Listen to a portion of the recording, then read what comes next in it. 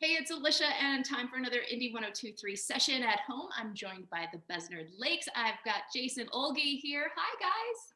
Hi, how's it going? I'm doing pretty good. How are you two doing during this time of quarantine? I mean, it's okay. We're in like about 45 minutes outside of Montreal. We live in a little town called Rigaud, and we're under an 8 p.m. curfew here. So we have to be home. If we're outside doing anything, we have to be in and doors closed by 8 p.m. every day. So that's a bit weird. Especially But the opposite of rock and roll, it seems. yes, Yeah. yes, yeah. Out. We've really taken to going to bed a lot earlier these days and getting up earlier. So that's one good thing. The morning is amazing. I never knew. Yeah. You can get lots of stuff done in the morning. Yeah. Including this interview. I guess we're recording it in the afternoon, but for you. Yeah. Well, we are digging the song Our Heads, Our Hearts on Fire again at Indie 1023. We've been giving it a lot of love on air. And I just wanted to say congrats on the new album.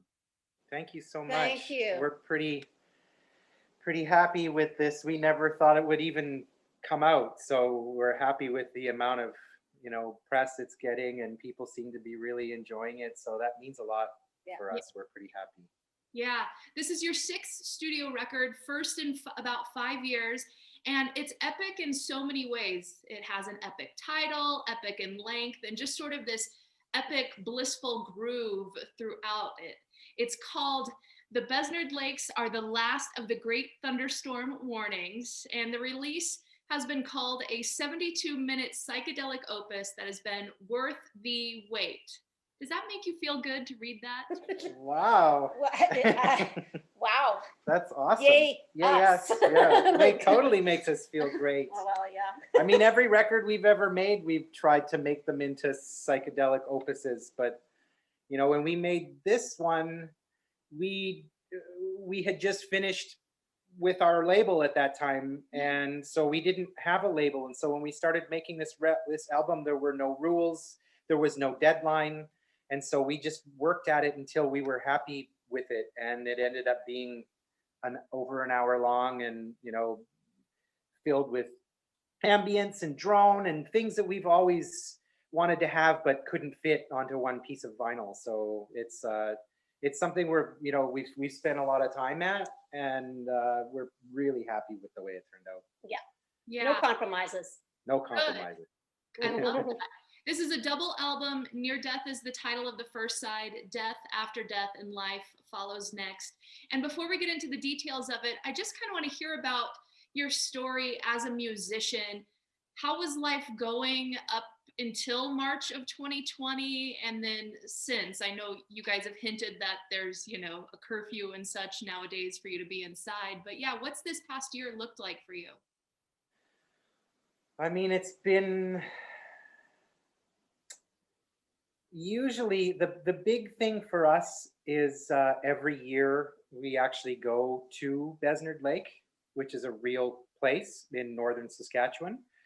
And this year, obviously, we couldn't go. And it's the first time in about 25 years that we haven't been able to go to our beloved Besnard Lake. It's a place where there's no cell phone range. It's like 2 hours of logging roads to get there. We have a campsite that we leave all of our stuff there. It's there for when we show up, and it's kind of our retreat to turn off the social media, and you can't reach us by cell phone, and we live up there for upwards of a month. So that was a big thing for us this year, because as musicians going up there, it allows us to like reset, and just we don't always do a lot of writing or playing instruments even sometimes up there, but we do a lot of thinking about what our plan is going to be, and what we want to do musically, and we didn't have that this year, but the good thing is we had the album almost finished.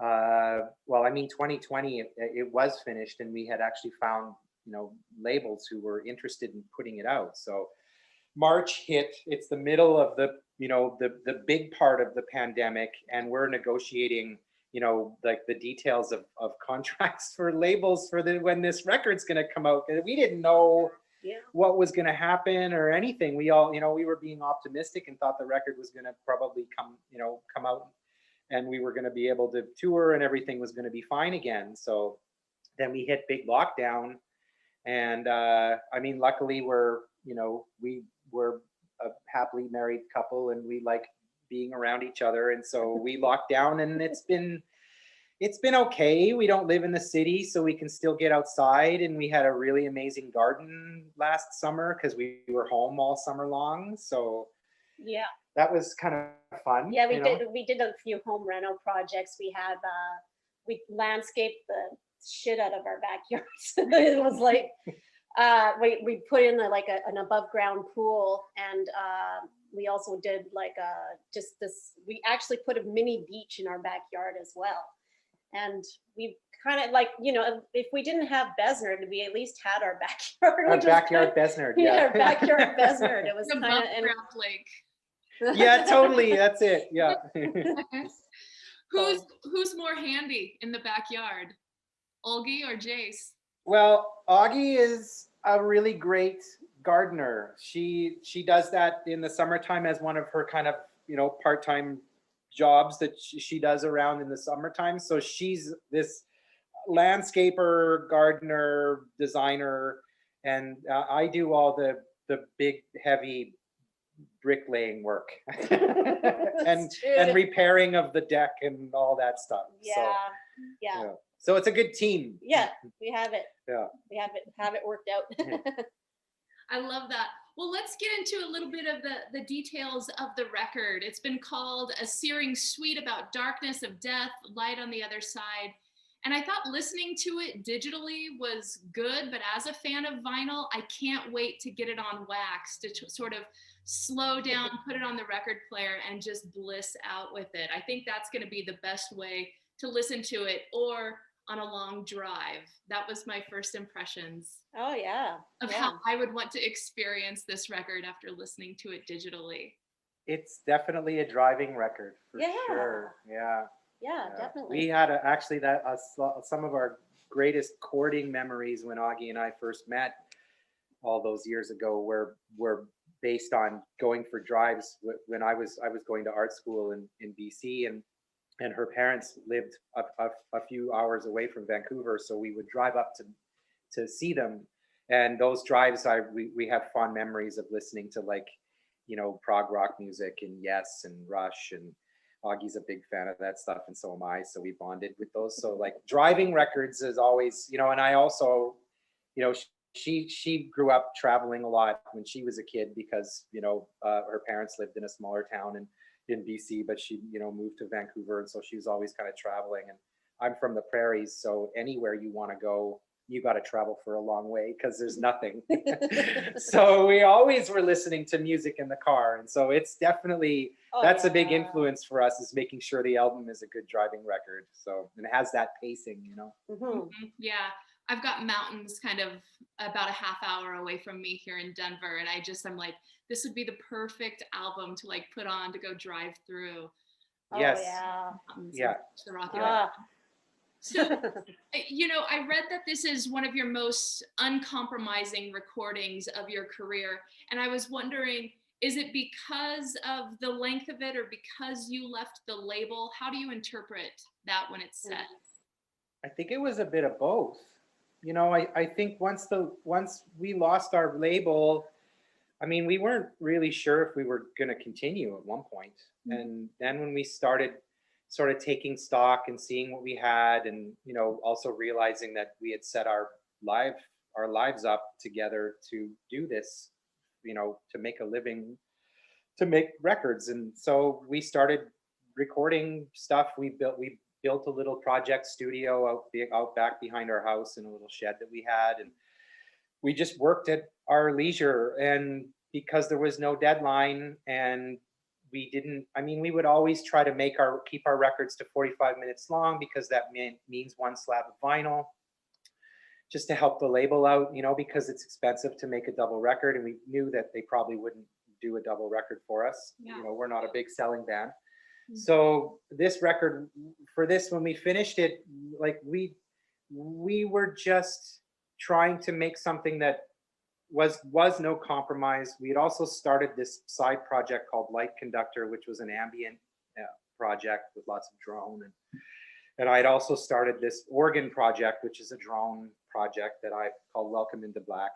And so those aspects were kind of creeping into the band, and we had always had these elements of ambience and atmosphere, but for this record, we were uncompromising with it. We wanted things to be as long as they needed to be in order to create that mood, in order for you to get lost in it. And if it meant 2 slabs of vinyl, I mean, at that point, we weren't even thinking about that. We were just thinking about having the sequence of the album move in that moment where it could be a continuous piece of music and feel that way, like a Dark Side of the Moon. Yeah, absolutely. One of the songs on the album is Christmas Can Wait, and this is, an emotional song. It's about Jace, your father's death, watching that experience and what he said before he passed in his dream. What do you feel comfortable sharing about this song? I know you've written it online and everything, but what a special song to process all of that. I mean, the cool thing about that song is it was the last one that we sort of had put together and completed. The album had the whole everything was laid out, except there was something that was kind of missing. And so I remember one afternoon actually at Break Glass at our studio, we sort of, I guess we finished it there, and we didn't, a lot of the stuff was finished here, and that was like one of the first ones that we actually went into the studio and got done. I mean, it's about my dad. I don't really usually write songs that are personal, but his experience and just seeing how psychedelic that experience was, like they had him on morphine, so he was waking up and telling me about his dreams and then falling back into, his psychedelic death, moment that he was having. And I mean, the song came together pretty easily. And then when we finally found its place in the album, it created this perfect, at least what I felt was this perfect arc to make the whole near death to death back into life. Like, it feels like that's the apex, although even though it's the 3rd song on the album, it's 9 minutes long. It creates this apex that feels like you're entering into the abyss of the unknown, which is death, which takes you through the rest of the album. So I feel like Christmas Can Wait is like the doorway that opens up into the rest of the album, where we're contemplating, the metaphysics and the existentialism of death and what's that like. And there's a song called Dark Side of Paradise, which is like a love song to Augie, which is a bit, where I'm asking her what we're going to do when one of us dies, if unless we both decide that we're going to die together in a crazy heroin pact. I don't know. which is all we can hope for, maybe. I don't know. But I mean, all these heavy, things that, Besnard has always been a bit, contemplative and for sure dark at times about, we've talked about the ideas of death, but it's never been real.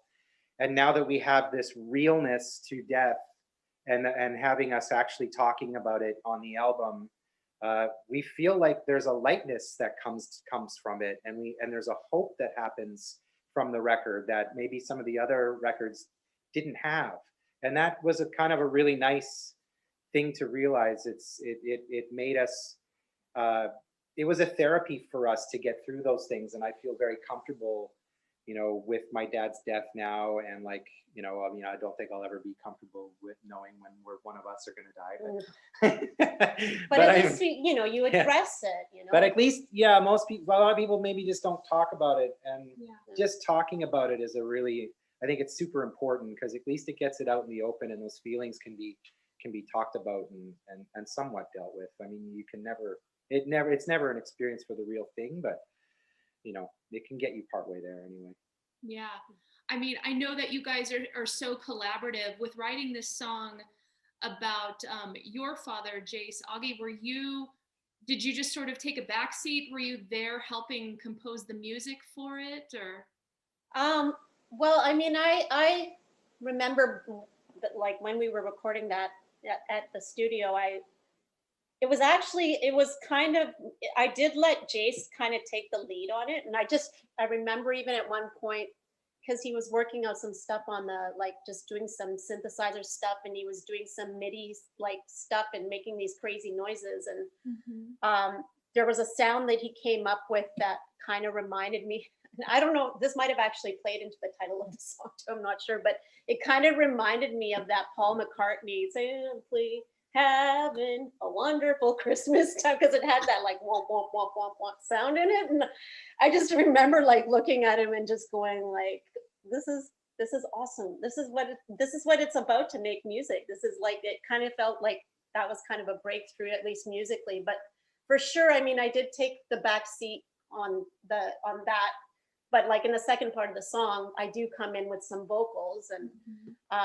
that was actually something that was a piece of music that had come from before, that we wanted to add, like we just wanted to kind of make it part of another song, which it ends up being part of Christmas Can Wait. So that's interesting that I remember that now, and I never made that connection that you had made. I remember you making that comment about that sounding like Simply Having a Wonderful Christmas Time by Paul McCartney. And I guess it was subliminal for sure, because the word ends up being in the lyrics. It's super interesting how that happens, and the mind just sort of takes over subliminally. Yeah, that's it's one of the things that I love about making music, is even with the album too, it almost told us the arc of, like, we knew we were making a concept album, we just didn't know what the concept was.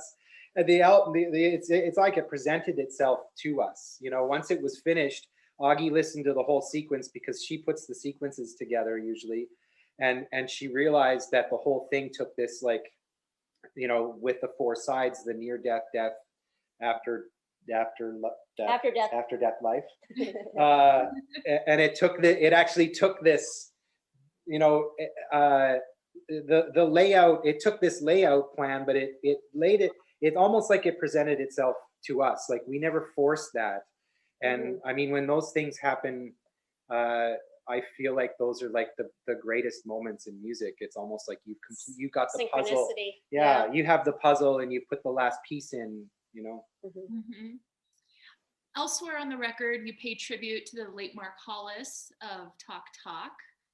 Although I don't know where that is. I just read that. I can't place where that is on the record. And then also the purple one, Prince. So first of all, with Mark Hollis, did you know him? Were you a Talk Talk fan? Was it because of his It's My Life song and there's that theme, or? Oh, another subliminal thing, right? I know. I mean, Jace and I both were huge fans of Talk Talk, and like their hits were great, but we were really into the, like, Spirit of Eden, that album, and Laughing Stock, and Mark Hollis's solo stuff as well, because it almost kind of, it feels like they kind of shunned the pop spotlight, and they went in this completely just uncompromising.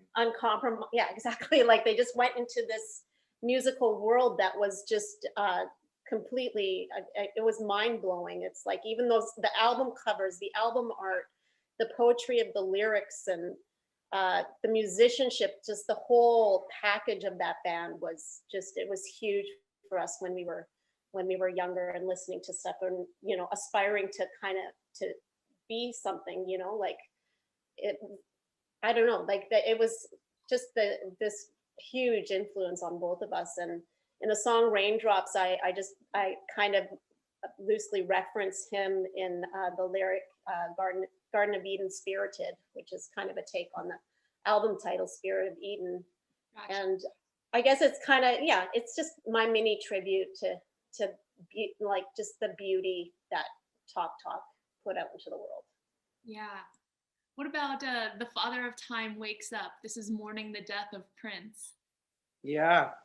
I mean, he's the title of that song means that, I mean, Prince never looked old, ever. So you never thought that he would ever die. And so the title of the song is like, okay, well, the Father of Time, the one who controls, you know, I guess the Grim Reaper came and just touched him one day, and that was that. I mean, I've been a huge Prince fan since I was 12 years old, and he was the person who, I obviously never met him, no idea what he's like. You know, I mean, I kind of know what he's like because I read so much about him. I'm a total super Prince super fan. But he, when I was young and starting to become, you know, an aspiring musician, 13, 14, 15 years old, and like playing instruments, and I would look at the back of his albums and it always said produced, arranged, composed, and performed by Prince, or Prince and the Revolution, or whatever. But his first two albums were made all by himself. Mm-hmm. So he made me realize for the first time in my life that if he can do that, I could too, because I had an interest in playing guitar, but I loved playing piano. I even wanted to play drums. I like playing bass. And then I also wanted to be record my own music and be an engineer and do those things as well. So I kind of wanted to have it all. And there was nobody really around in the music scene at that time, at least for my young eyes, of the music that I was listening to, who did that except for Prince. And so he definitely informed who I became and who I am now. Without me seeing that or knowing that he was doing those kinds of things, I wouldn't have ended up doing what I'm doing now for sure. And so when he passed away, I felt like I owed a tribute to him, and I don't. Again, I don't like doing tributes either.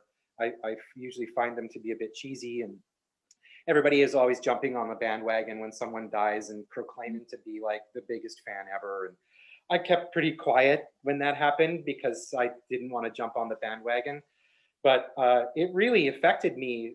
You know, I had friends who I had gone to high school and elementary school with who I hadn't heard from in a long time, finding my number and texting me saying, "I'm sorry for your loss," because they knew how obsessed I was with Prince. Oh, wow. So it really struck me in a heavy way. And also too, it was interesting just because I never met the person. I don't know who he's not a family member. So I wrestled with that too, just the idea of like not really knowing this person at all and still having his influence affect me that way. Was really interesting. So, I mean, through the album, I was able to sort of deal with those ideas as well. But Father of Time Wakes Up is absolutely littered with Prince references throughout the lyrics.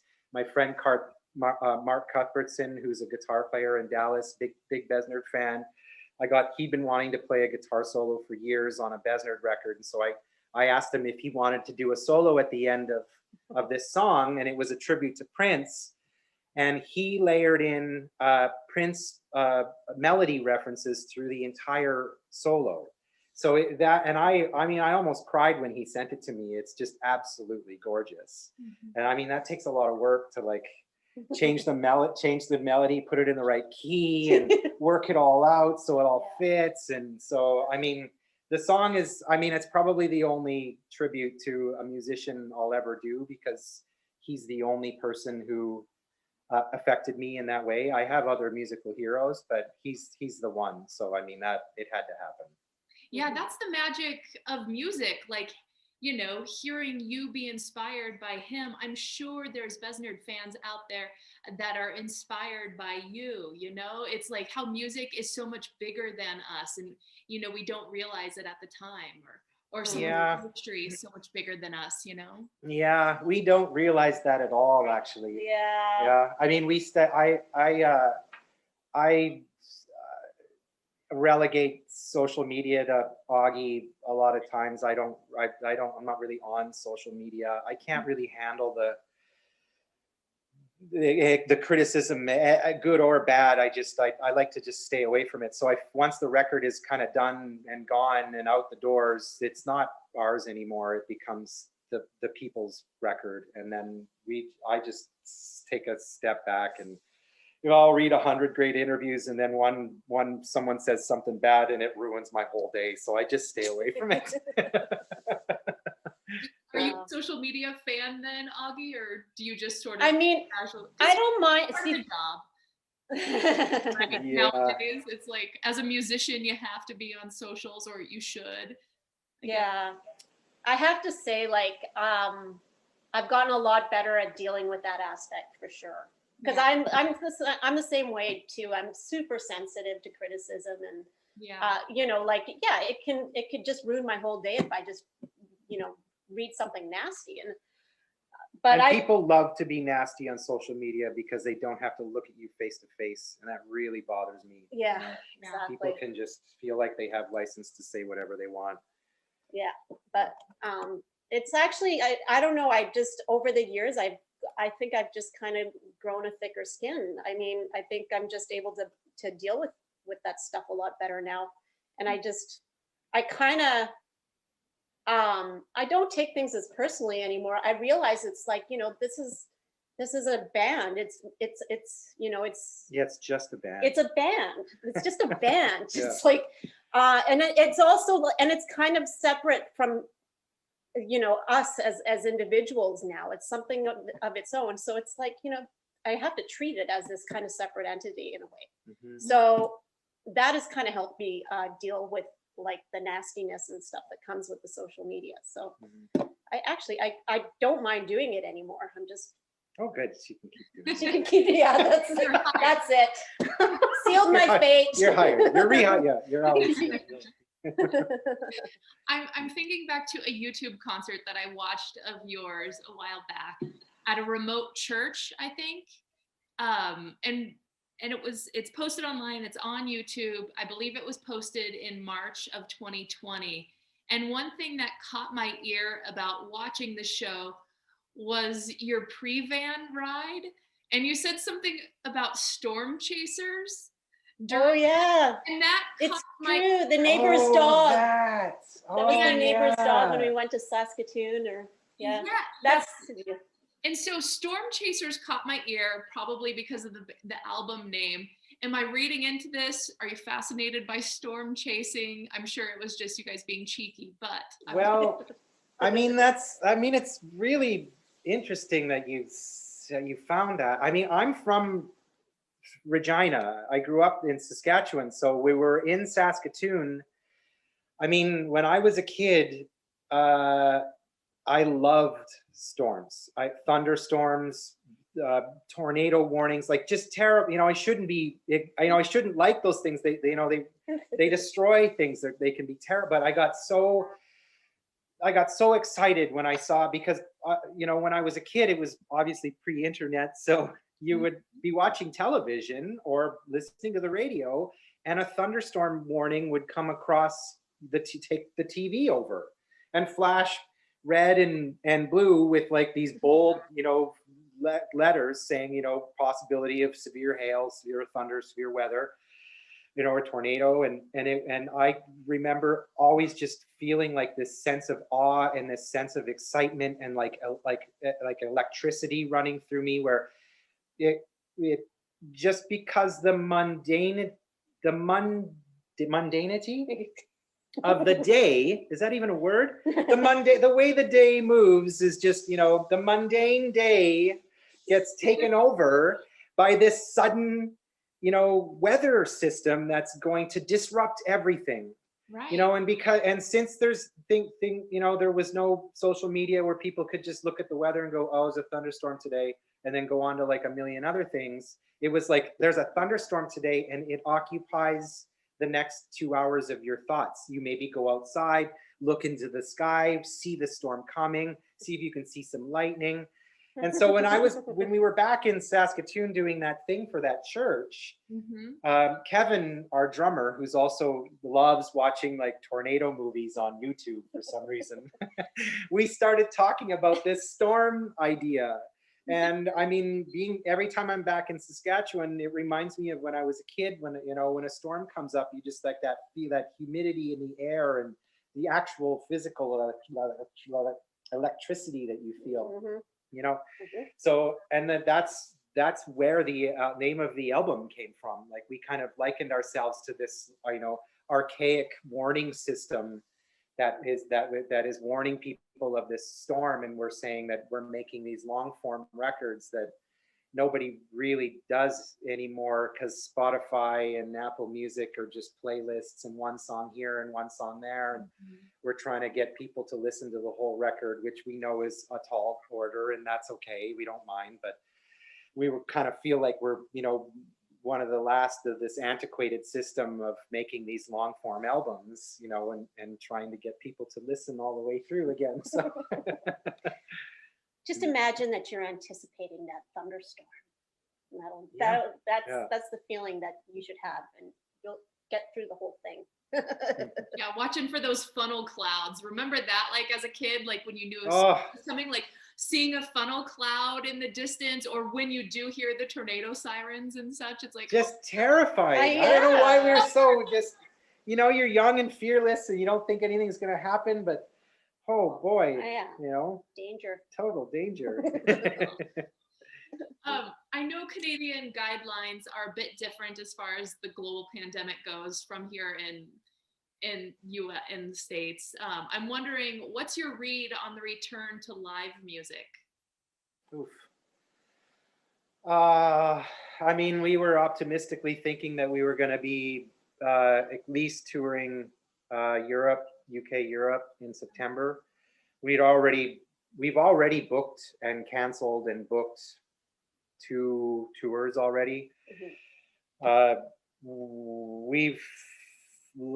looks like September isn't going to be happening now either.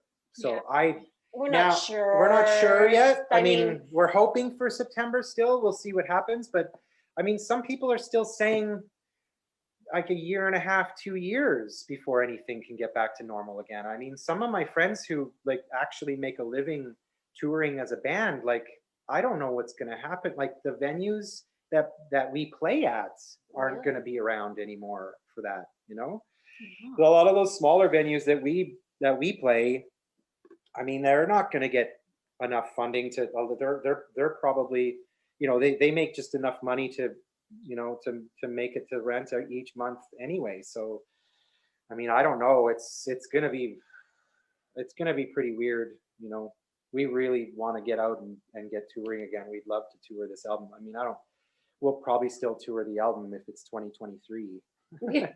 But, you know, it's just, But I mean, when it first started, there were people saying it's going to be 2 years. And I have some friends who are, you know, work in the medical field, or so they, you know, feel like they have a better idea than us probably.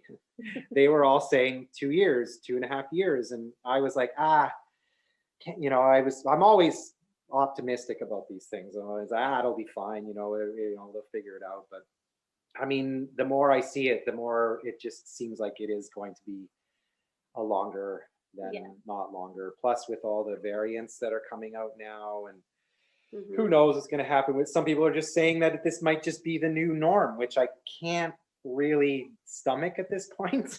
No. But so I mean, I don't know, I also have faith in humanity that there will be some sort of preventative method to stop this from happening, so you know, we can get back to normal again, because you know, nobody likes this. I know, Jace. It's not fun. No. So Augie, for you guys have these live streams coming up, noon chorus concerts, March 6th. Tell me about this.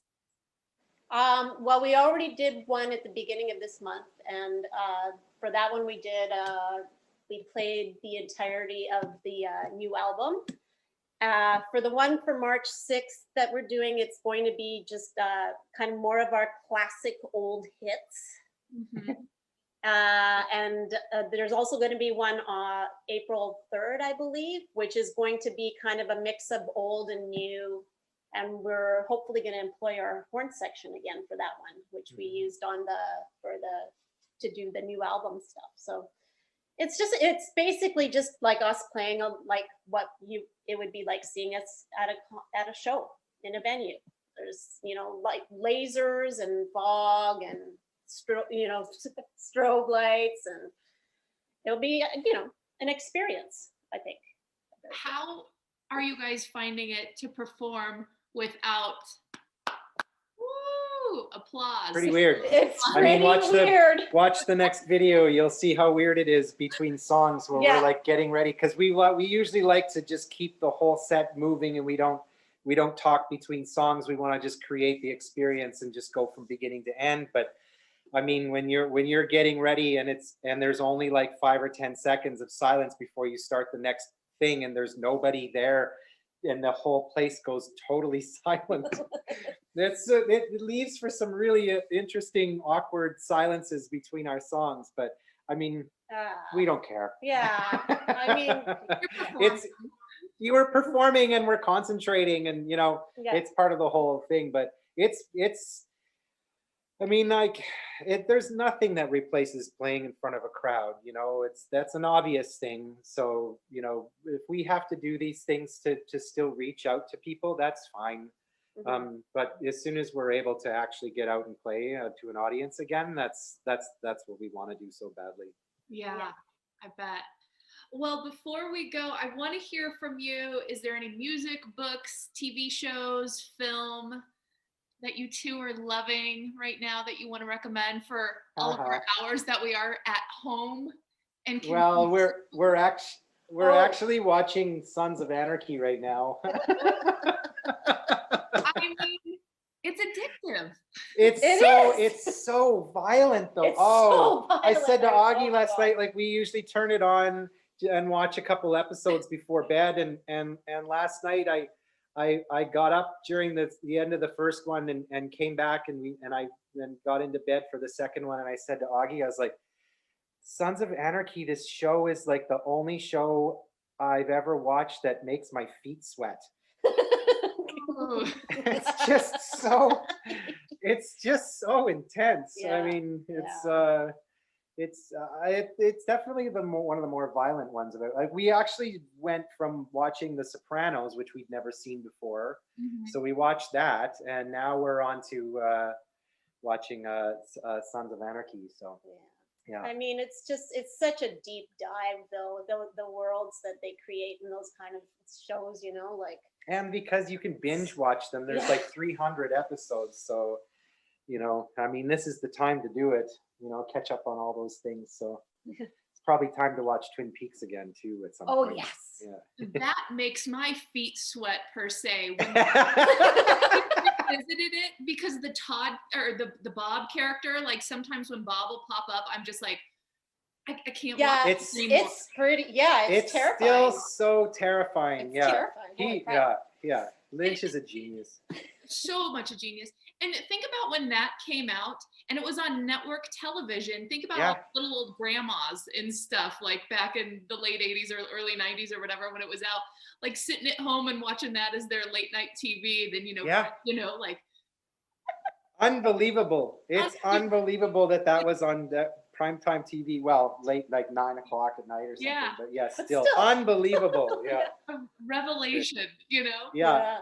Well, what a treat to talk to you two. I hope you get out on the road. I hope you get back to visiting your beloved Besnard Lake as well at some point too, for that inspiration and get away. We hope so too. Yeah. And just best of luck. The Besnard Lakes are the last of the Great Thunderstorm Warnings. It's out now. Thank you so much, Jace and Augie. This has been such a treat. Thank you. Thank you.